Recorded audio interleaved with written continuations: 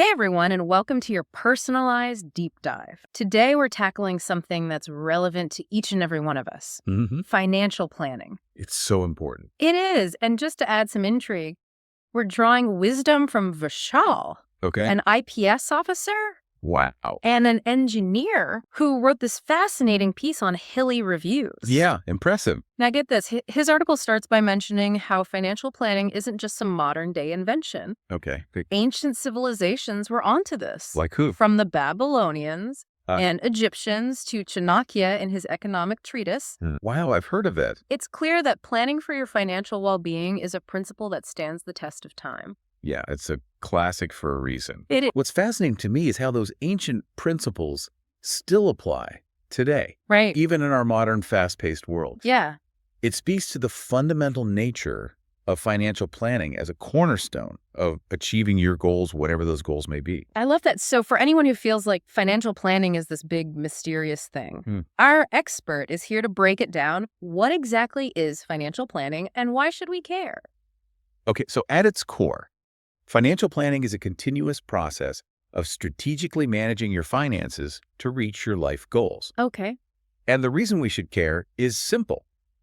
It empowers you to take control of your money and your future. Okay. So it's not just about getting rich quick. No, not at all. It's a roadmap for your financial well-being over the long haul. Absolutely. And just like any good roadmap, it needs to be adaptable. The article really stresses that financial planning isn't a one-time thing, but an ongoing process of adjusting to life's inevitable changes. So you're telling me my financial plan needs a financial plan because life rarely goes according to plan that much, I know is true. Exactly.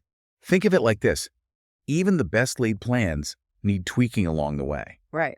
The article uses the example of adjusting your budget when unexpected expenses pop up. Oh, yeah. Life throws curveballs, and your financial plan should be flexible enough to adapt. So it's about having a solid plan, Yeah. but also being ready to adjust and adapt. Now, where do we even begin? Okay. So the article mentions these 3 pillars of financial planning. Yeah. Can you break those down for us? Absolutely. The article describes them as having a plan, treating it as an ongoing process, which we just talked about, and seeking help from a financial planner if needed. It's kind of like building a house. Okay. You need the blueprint, Yeah. the actual construction process, and sometimes having an architect. Right. In this case, your financial planner can make all the difference. It's like they say you don't want to build your house on shaky ground, right? Exactly. And I imagine that solid ground starts with understanding where you stand financially at this very moment.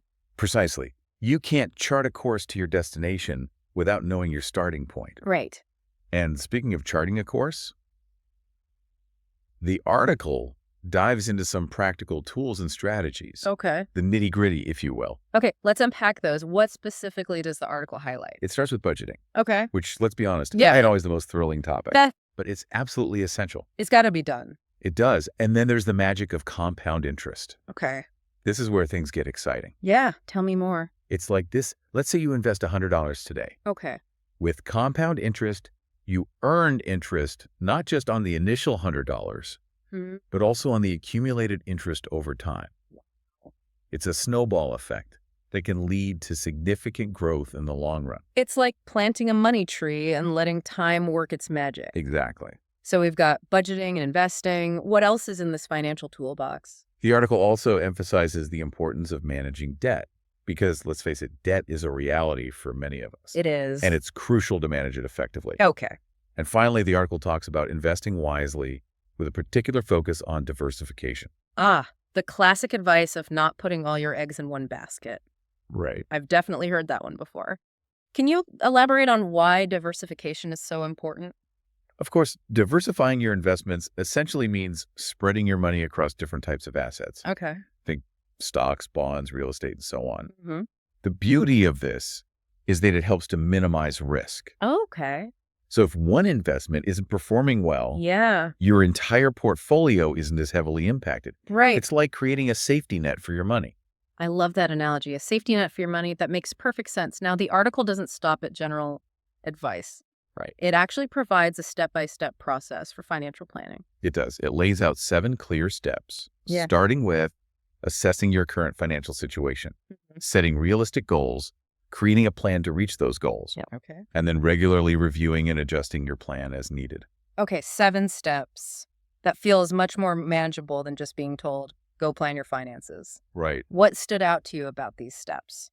What I find interesting is how the article presents these steps in such a structured, almost checklist-like format.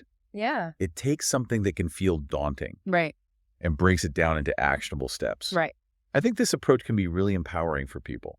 Absolutely, because it makes financial planning feel achievable no matter where you are on your journey. And that's a really important point, right? It is, yeah. This article and this deep dive are all about making financial planning accessible Absolutely. and empowering for everyone. It's for everyone. It's not Right. just for the wealthy or anything. Yeah, exactly. The article even emphasizes that financial planning isn't just for the wealthy. It's a tool for anyone who wants to take control of their financial well-being, no matter where they are on their journey. Exactly. It's about taking control and making those Right. informed decisions. Speaking of empowerment, the article ends with a quote that really resonated with me Okay. from The Richest Man in Babylon. Okay. It talks about how money flows to those who understand its laws. Powerful, isn't it? It is. And it highlights something crucial. Yeah. Knowledge is power, especially when it comes to finances. So we've journeyed from ancient wisdom to practical steps all in one deep dive. We did it.